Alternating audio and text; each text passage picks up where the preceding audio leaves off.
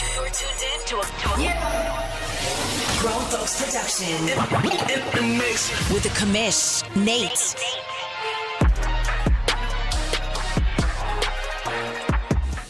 All right, happy Monday, everybody. How you doing today? Welcome into Press Pass Live. I'm your commish, Mr. Nate. Thank you for tuning in. I appreciate you. I love you. Let me welcome in my guy, Mr. Trey of the Detroit Lions. Trey, how you doing today, bud? Doing good, found out my controller's pretty much shot right before Madden season. Well, that's a great thing to have, so I got a new controller on the way and played a little bit of the NHL beta before hopping on here. Nice. Early reviews of NHL. Got a few games in. They very much simplified it for people to have fun. Tell me more. That's what I'll leave it at that. A lot of the really fancy deeks and stuff were really complicated to pull off the analog stick. They've now assigned them to buttons. Well, there you go. Well, I hope it takes off because NHL, I've always argued, is one of the more beautiful games that EA makes. It's like a really pretty game to watch. And it was a lot of fun whenever they used to have like leagues and different ways to kind of get people involved. So I know we're not there yet, but hopefully they continue to pack up some wins and bring back something that we can. Let's talk OMFL, man. Season 106 is almost upon us. Let's talk a little rules thing here because I'm sure you're going to have some thoughts. We are testing out a super simplified rule set. You can actually see it. I sent out messages to everyone. We're talking about it in the Deuce. It's good to see the Deuce plugged in. Can't wait to see what happens with the Deuce this year. Having two very strong leagues is something that excites me, as something that could be really, really good. Let's get over here and get Trey up here. So the two areas that I think make me the most nervous, even with a simplified rule set, are going to be around tight end abuse, which seems really OP. I think it's always been OP, but it feels even more OP than usual. It's maybe not super fair to say 6 games in, 10 games in, whatever I am. And then bunch close formations. But that has a bit of a caveat for me. So I want to talk tight ends really quick. Tight ends, if you have a fast guy with quickness, even with great linebackers, they're going to get open, especially if we don't get the pressure situation figured out. Now, we're tweaking some stuff. We're trying to figure out that slider for pass protection. But it feels like because we went all pro, which in my opinion makes ratings matter a little bit more, the trade-off is that it feels even more rookie-ish than it did all Madden-ish in the past. It just feels really simple. And so we're really dumbing down run blocking and pass blocking. And then I start getting nervous anytime you really start tweaking those sliders in a way that is way off from the norm. The problem is if you have time to sit back there 3, 4, 5 seconds, the tight end's going to be open. Unless you're manually covering him, he's going to come open on a drag, on a crosser, on a go route. He's going to get open if he's quick and fast. So we do have a rule that says a tight end, any tight end, 2 tight ends, 3 tight ends, whatever you choose to use, your tight ends cannot have more than 2 catches than the nearest wide receiver. Currently, that does not include fullbacks or running backs. If we start having a problem with that, that will be an easy adjustment just to say no one on your team can have more than 2 catches from your nearest top receiver. It feels simple, Trey, and you and I kind of laughed about this on Press Pass Live, yet it's still getting not followed. So I don't know how much more to simplify it than that. What are your views, perspectives about tight end usage in your games? Yeah, that's one of those ones that always baffles me. I had T.J. Hawkins for the last couple of years, and there was a point when T.J. Hawkinson was the number one option where I got the numbers up there. But once there was other receiving targets around, those numbers dwindled down. So I can understand if your number one tight end is your best receiver, a la last year's Ravens. Once I can't remember the one guy, Mark Andrews was the number one target. Yeah. I can understand that being the situation of where the tight end is the number one and all that. But yeah, I don't understand how you can't keep a receiver within 2 catches of a tight end. Just baffles me. It's a delicate balance because I understand there are some tight ends in this league that are playmakers. They're big wide receivers playing inline tight end. They won't block worth a flip, but they're going to be playing inline tight end. They're going to split out, right? They're playmakers. And so we want to allow for that. The problem is, as Madden, like what doesn't correlate well is, yes, speed kills in the NFL, but it is king in Madden. It's not a 1-for-1 connection. And so you can have a 71 overall tight end who has 92 speed, 89 speed, 93 acceleration. He's going to go out there and he's going to just abuse players. And so it's got to be a delicate balance there. Here's my other one. Bunch, close formations. And it comes with a disclaimer. That is a terrible way to describe what literally is 85-90% of formations in Madden. This is the NFL. It just is. I will say, my disclaimer is I do think that this Madden still does not line up over those players. That's the argument. That is the issue here, is that if you're playing man or zone or anything, they are not going to completely line up straight in front of those receivers, and there's always going to be a 2 to 6 yard kind of gap head start depending on the route and how it lines up. And there's no way to fix that without allowing 50 different adjustments. And so we've always struggled with that rule. I will say Madden 24, I think, does guard those better, even with that bit of a head start. And removing the percentages on defense allows you to combat that. If a guy is just abusing you with bunch drags or close formations, like you can run more zone, you can run more cover 2 zone, you can run some of those short zones and take those away a little bit better. But it still is 85-90% of the plays in the playbook, and the worry is from the board, that's all we're going to see. And so right now there are no restrictions. If that's all you want to run, then it is allowed currently. And we may go a couple games into the preseason to test that out, see how guys are feeling, to see if the board also thinks that the game covers it better no matter what, and there's a way to combat it, and we're fine with no rule. Equally, the other plan B for us is if we go, okay, it is a problem, we have to somehow curtail this. Percentages don't work. They just don't. Guys don't remember them. They don't count plays. And 90% of the time, I'd say the other team doesn't report it. And the few times it does, it gets blown out of proportion. It just becomes an issue. So the way that our plan B to curtail that is that we will start with, first, everyone has to, what's up, Kev? Everyone has to use a custom playbook. Number 2, we will upload 4 to 8 custom playbooks ready to go for your usage for those of you who don't want to build one. Third, those custom playbooks will be built off of a base foundation playbook that has 200 base foundations that you must have. And if you want to build your own book, you must download that base formation book and build from there. So you have 350 plays that you can add to that playbook. And so it gives us a way to make sure you're not putting 100% close bunch, non-traditional formations in your playbook. That's the plan B. Maniac has already been kind enough to help me work on that. I will tag other board members or other members in the league who want to help me. There will be an incentive given to you if you create a custom playbook and upload it. I'll give it to you for the season that you get it. I'll try to make it worth your while because I know it takes an hour or 2 sometimes to build those custom playbooks. The custom defense, those are pretty simple. Like basically 4-3, 3-4 in a nickel. You can basically get almost everything in the playbook in one playbook. So those would be simple to make, and I think that's not going to be the issue. There's nothing weird happening on defense. What's happening weird is going to be the offense. So anyway, I've rambled for 10 minutes to say this is a wait and see, but I'm trying to mentally prepare people for what may get decided and what may come.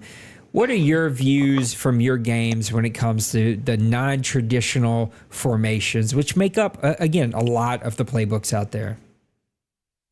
Yeah, I don't even have to go on gameplay on that. I know just based on after I made sure first thing I went and did was make my own playbooks. It was almost challenging to find enough base stuff because just how much of there's just nothing out there, yeah. It was challenging, but there's enough in there that you can keep with yourself in the rules. But wait. Here's my one problem with that, Trey. You're right, but then everyone's going to run the exact same playbook, and that's not really what we want either, you know? Yes, and there's still enough in there that you can have enough diversity, and as well as not just over abusing the close, the bunch, and all that nonsense. There's enough in there that you can have your own diversified playbooks without abusing the meta, as we'll call it. I feel like putting no percentages on that is good. We're giving you a leash, don't take a mile. Yeah. Do you feel like Madden does any better at it this year? I've played around a few with it. There's only one which I'll keep my mouth shut on. But I find it doesn't play... They're probably not hard to find. It doesn't play it well. Yeah, it's not hard to find, but I'm not going to just go up and put it out there. That it doesn't play all too well, but it also could be the position that has to cover it. Yeah, I think it's a wait and see. We'll see what happens. It's just a wait and see. I'm trying to mentally prepare people. If the league, as Trey said, plays nice and gets the heart of the rules, that we're trying to open it up for different play styles, different team building styles, like we're trying to open it up for more variety, different ways to maybe win here without the mental stress. And maybe that's a terrible word to use there, but it's the only one coming to mind, of remembering 100 percentages. And then I think what I wasted a lot of my time in Madden 22 and 23, because it just got worse in 23, was the argument of, I've always played that way, no one says anything. And it's true, you may have always played that way, and it is true. Most people don't say anything, but it doesn't make it right. And I think that tells me that guys just don't want to go through the hassle. What's up, Birdie? Miss you, buddy. I know you've been working a lot. Guys don't want to go through the hassle of FPR. So how can we remove that stress, add in more fun, but yet, and add in more variety? I want to see more variety of team building and more variety of play calling and playbooks and all of that stuff without 100%.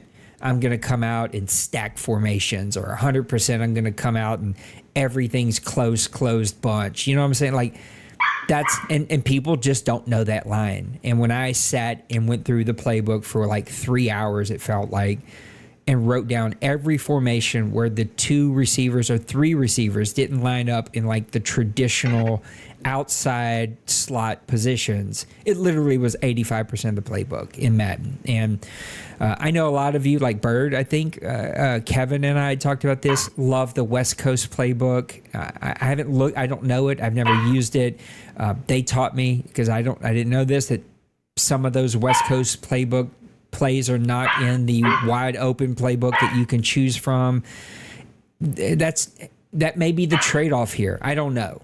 We just have to get into it, test it, and see. But that is the board's worry, that if we have no restrictions, no nothing, that's all we're going to see. And so Maniac had the idea, and I did like it.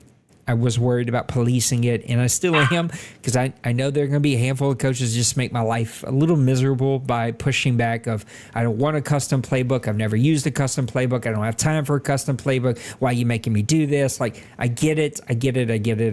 So I want to avoid it, but I have a feeling it may be unavoidable. So we'll see where we end up landing on that. So those are some of the rules. We did make a couple of slider kind of adjustments, up to quarterback accuracy a little bit, just because I'm tired of seeing people cry about quarterback accuracy. But I personally like that you can't go out there and throw dimes with a 71 overall quarterback. Downed pass blocking, down run blocking. I think the game's been out long enough. We may be able to see what sliders are out there in the world. There's a couple of guys that kind of are experts in sliders, so we're words. Let's try to use them. We may be able to find some that we can kind of base some of our findings off of. I'm sure I can get people to help me go looking for that since time's a little tight right now. But how do you feel like the game's playing? I haven't played, I think, but once in the last 2 days or 3 days because life's been busy. But what are you seeing in the test CFM? From the games that I've been able to get in, I'm liking it. Other than the kick accuracy from the one kicker, it just happened to be that one kicker. I don't know what it's on, but glitch kicker. We'll call it that. Other than that, I felt like pass rush was there enough to provide impact, but not overly dominate the game. The run blocking seems smooth and clean. Receivers are still able to drop catches even with 99 ratings. Thank you, Monroe St. Brown. DBs are reacting nicely. It's feeling like we're getting almost as close to a Madden simulation as we've had in quite some time. Yeah, I've had a ton of fun. My games have been a blast. I know Cincy Berg's been playing a lot of games and posting ideas. I like where we are. I feel like we're close. I feel like passing is always going to be a little hard in season 1, but we will get the timing figured out. Plus, EA is known for people complain. They'll make it easier. It just is what it is, and we have to adjust from that with our sliders. At least we have sliders now. And running is easier, and I think it's because we're on All Pro and they fixed pass blocking. I'm sure there's going to be a hair trigger there. So we'll see after some games. I may try to get some games in tonight to see if I can get a little bit of a feel. But if not, please give me your feedback. I'm open to it. And I can't think of the guy's name. It will come to me as either Trey may find it because he's like a Madden savant. Or I may remember it whenever I go looking, but there's the one guy out there that we've always kind of used as a model to base our base set of sliders and adjust it and tweaked from. He's on Tradition Sports or some, I don't know, I can't remember where he's at. I think it's Tradition Sports. I want to go see if he's put out a set yet. I feel like the way he views the game is very closely connected to the way that we view a game. So we'll see. Yeah, I agree, Kev. It would, but it doesn't. And so Maniac has a base set that he created, 200 plays. I think it may be the way to go. So my perfect world, I stand by it. I hope we don't have to do anything and guys just play cool. And some of us are going to have to adjust. That is flat out. If I'm mentally preparing those who like to abuse those things to adjust with us, some of us who are more traditional are going to have to mentally prepare to adjust to fit the new NFL. And that is, you're going to see more closed bunch, non-traditional formations. And it's okay because I do think Madden covers those a bit better. All right, Trey, we're almost there. We're about to talk a little imports, and that's going to be a ton of fun. Before we get there, though, any kind of closing ideas whenever it comes to playbooks? I hope it doesn't come down to the point where we're forced into situations, because we're adults here. We can understand that there's flaws. We don't need to exploit said flaws. I like that we're getting an open ring to kind of experiment this season. I hope people just don't over abuse that free reign that we're being given this cycle so far. I've had so many arguments rationalizing why people play and do things that they do. I just don't know that you're ever going to get 32 guys to agree about what is abuse and what is real and all these stupid things that we waste our times arguing about it. So hopefully we can find a solution that makes, I ain't gonna make all of you happy, but at least makes as many of you as I possibly can make happy. Let's talk imports. We've been working on imports, and so there have been so many good imports out there. A couple of things that caught my eye. Number one, a lot of LSU players got imported, and so my LSU Tigers are showing strong even when it comes to the import game. Who are some guys, though, that are kind of catching your attention as possible impact imports that are coming into Madden 24?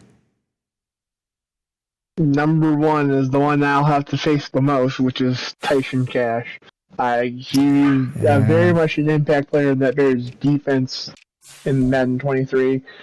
It'll be interesting to see how Hurt uses him. The Bears this offseason went and switched into a more of a 4-3 personnel. So having Cash gives them the ability to really bounce between the both, or just stick Cash down in at the end and put him as purely rushing. I feel like he'll be very much an impact player off of the go.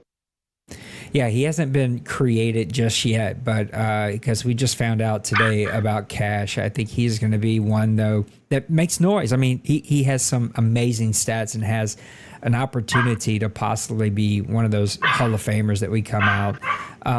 I did have a fun conversation. This isn't answering my question, but it was a bit of a head-scratching conversation, I suppose. The Eagles didn't want to bring anyone. I was like, you don't have one Madden-created player, even your import from Madden 22, that you think that could make the Eagles better? And it's like I had to twist his arm to make him pick one. It was just a funny conversation. The Jaguars, I've talked a lot about them. Let's see here. Let me... It's so hard to see because the way my face cam is here. Let me see if I can make this a little bigger so I can see a little bit better. But the Jaguars were a team that I think are going to be bringing over a guy. I already like that team a lot. I think they're going to be very, very good. And they're bringing over a kid. Let me see if I can find him because I just had him. Linebacker, Green. Let's see if he's made. Yes, he is. He's right here. 22 years old, Laird Green, 6'3", 265. This guy is fast. He can run. He was a rookie from the last draft. He's bringing him over to an already super athletic, super fast linebacker core. Look, these are just his left outside linebackers. 86 speed, Josh Allen, who's an absolute monster out there. Abdullah, a 90 speed, 90 acceleration left outside linebacker. And then you're putting Green. That's just the left outside linebackers. This guy's going to have speed and size. He's going to make that Jaguars defense even better than I think they're already going to be. Yeah, that's it gets to the point where you put them down in defensive ends, run, because they're going to be screaming at you. Yeah, they're going to be really, really good. Who's your number 2 guy? Number 2 guy is a guy that I don't know if he's going to be an impact player on his team or if he's going to be an impact player somewhere else. But it's definitely got to be Parker Colt. That's exactly who I was going to talk about, too. Good pick. Yeah. He showed up as a little bit of a hidden gem last year, coming into a Colts team that's, he's battling for the quarterback spot with Anthony Richardson. I know there's openings elsewhere for quarterback need. It'll be interesting to see if he makes the impact, or if he makes the impact somewhere. Yeah, I think he will make an impact somewhere else. I ain't gonna lie, I'm going after this guy. I'm going after several quarterbacks because, as everybody knows, I don't have a great quarterback situation. This guy's going to cost an arm and a leg, and I think he could be one of those franchise quarterbacks worth paying. I'm going to stay on the quarterback train here, though. I'm going to come up to the Tampa Bay Buccaneers. Of course, he's bringing over his guy that he had last year who's not created yet. They're going to create him. Where's he at? I just had him over here on my screen. Let me see if I can make sure I'm saying the right. Mr. Ryder. He is a stud. He's a little shorter than I expected, but he's got great athleticism to kind of make his way if he needs. Ryder has got a massive arm, and he's put up some really sneaky good stats. I think Kevin's just always so down on himself. Guys don't pay attention to what Mr. Ryder was doing. That guy's putting up some Hall of Fame numbers over there. I think he's going to make those Tampa Bay Bucks that much better because this is a team that needs some rebuilding being done, but you got your core piece. You got your foundational quarterback to build off of. Definitely. And they're coming off a year where you're losing Tom Brady. You don't have that stable there in Baker Mayfield. Bringing over a quarterback gives you that fundamental piece to build around so you don't waste Mike Evans and Godwin at the tail end of their essentially careers, or Shaquille Barrett on the defensive side. In a division that's riddled with quarterback questions, they're the one team that doesn't have that question anymore. Yeah, you're right. Who else you got? Anybody else? Any other impact imports? In the quarterback realm, it's another one of those quarterbacks that I don't know if he's going to make the impact on the same team or if he's going to make an impact somewhere else. And that's Yannick Blase. I think that's the figure that was.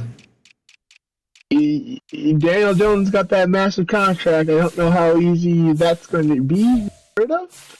If it's not just immediately thrown out the door with incentives. If that's the case and he doesn't use incentives to get rid of that contract, you're essentially stuck with Daniel Jones. At that point, do you maybe move Yannick to try and pick up some pieces elsewhere? Or do you keep two QBs in the room for what and pay them an insane amount of money and probably affect your team elsewhere? It'll be interesting to see how the Giants play that situation. Yeah, I think he has to hold on to Blassie, who's not in the game just yet. But that guy is another potential Hall of Famer here. It'll be interesting. You bring up great points, especially with Daniel Jones and the contract situation. He's an $83 million penalty right now. But you can clear that and trade him or cut him. There are ways to kind of get around that. But he's going to have some pretty difficult decisions to make. Jones is 26. Blassie's got to be maybe a little older than that. I think Blassie's like 27, maybe younger. I don't know. There's definitely some things he's going to have to figure out there. Definitely. I want to talk about the Patriots. I like to stick on the defensive side of the football, and the Patriots are bringing over. He has a knack of finding stud linebackers. Let me see if I can find this guy. I don't even know if he's made just yet. Is it Mr. Wheeler? Dante West? Oh, crap. Or is it Case Wheeler? I just lost it. Let me find him. I want to make sure I'm saying the right name because I've seen all these names 100 times. I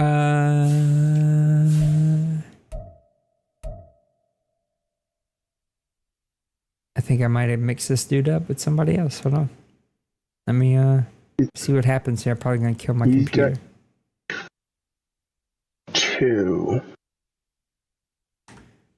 He does have two. He's got two that are linebackers.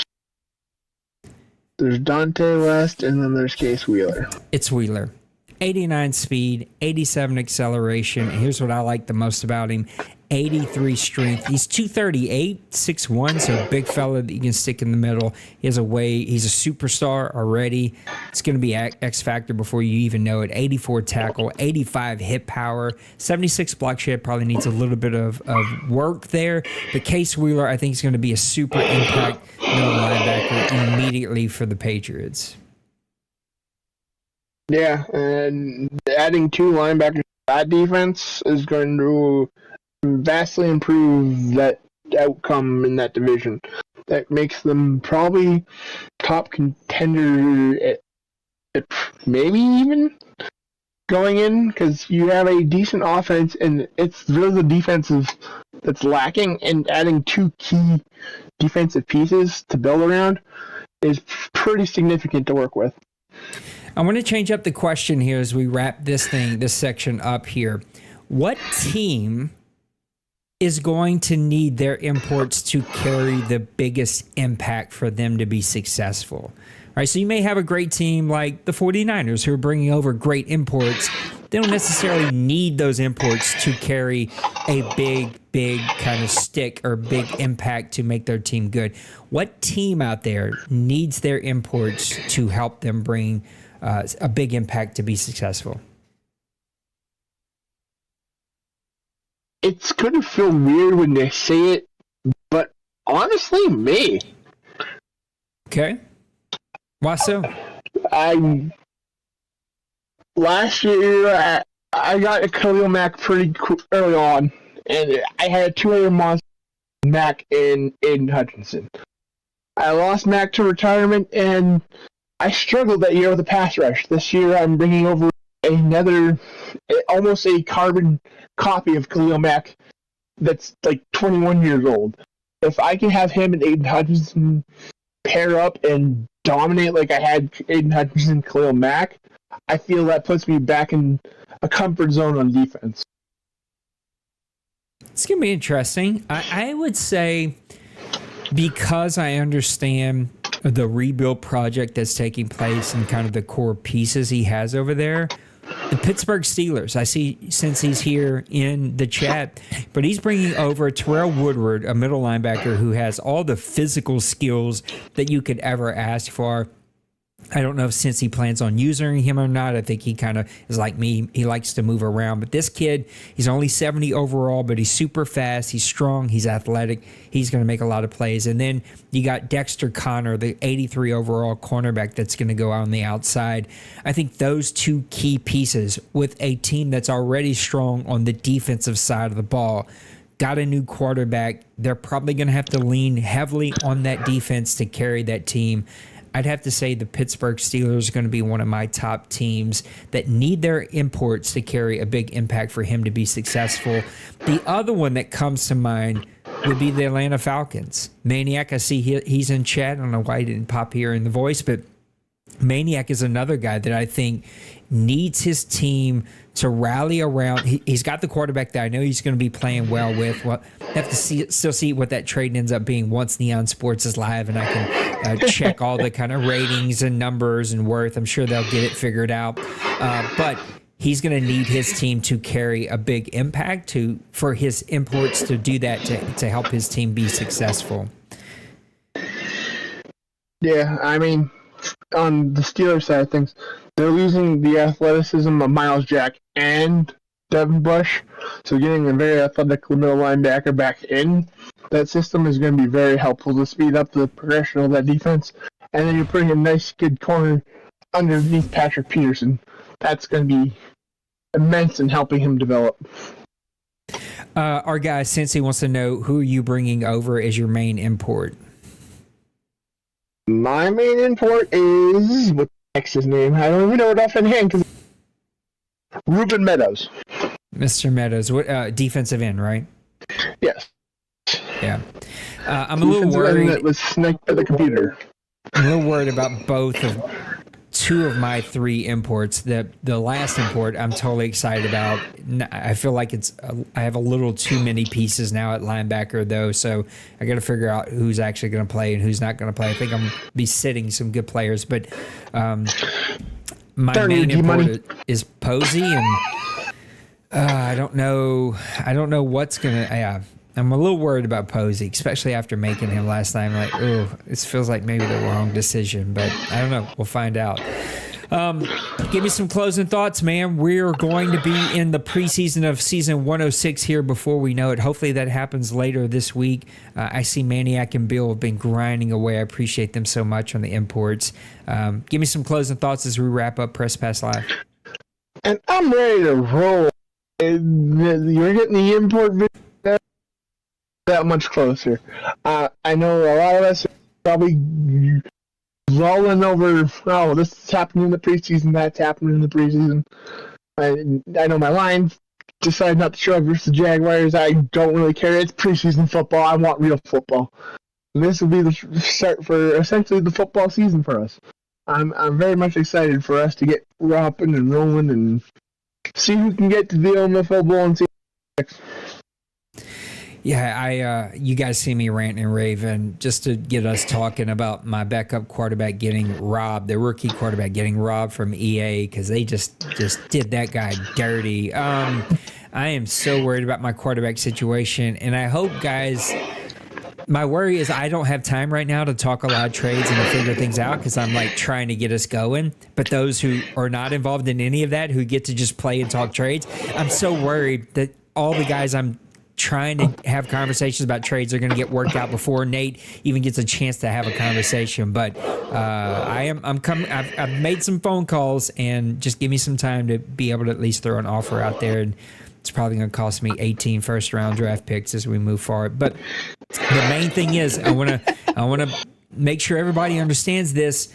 be mindful that Neon Sports is going to determine the value. They have a custom formula figured out. So I want to just test that once we get live. And we can't go live until Madden releases their companion app. So just be mindful that you might think you have the values figured out and all that fun stuff, but just be mindful that that's going to be changing a little bit as we get ready for the new Madden. Still going trade committee, but there will be values for us to kind of standardize what we determine here in the OMFL of what is fair and valuable and what's not. And hopefully I get a chance that I can throw some offers. Trey, thanks for hanging out with me today, bud. I appreciate you. I'm going to go get ready for church here in just a few minutes. I say a few minutes. It's only 4:30, but here in 2 hours, we're going to have that. And then I'll be on tonight. Maybe I can do some streaming. Maniac, I know, plays late. Usually he's probably sick of playing me, but hopefully I can find a game tonight. I don't know. I don't even know if I got time to play a game. There's imports that need to be built. Plus, sometimes Nate just wants to turn his head off and not do any kind of thinking. So, guys, I appreciate you. Thanks for hanging out in chat. Make sure to hit the like button. If you're not part of the Grown Folks family, subscribe. Come be a part of the family. Grown Folks is a community of group or league-based games. If you play a game, we've got a group that plays it. If you're tired of playing with randoms, people without mics, or just people who are not cool and nice, and you want to make some friends and play the games that you enjoy, come check us out here at Grown Folks. We're super pumped about Madden 24 dropping. Cannot wait to see kind of what happens as we get rolling here. I love you. I appreciate you. Have a great rest of your week. We'll see you in the next one. Peace.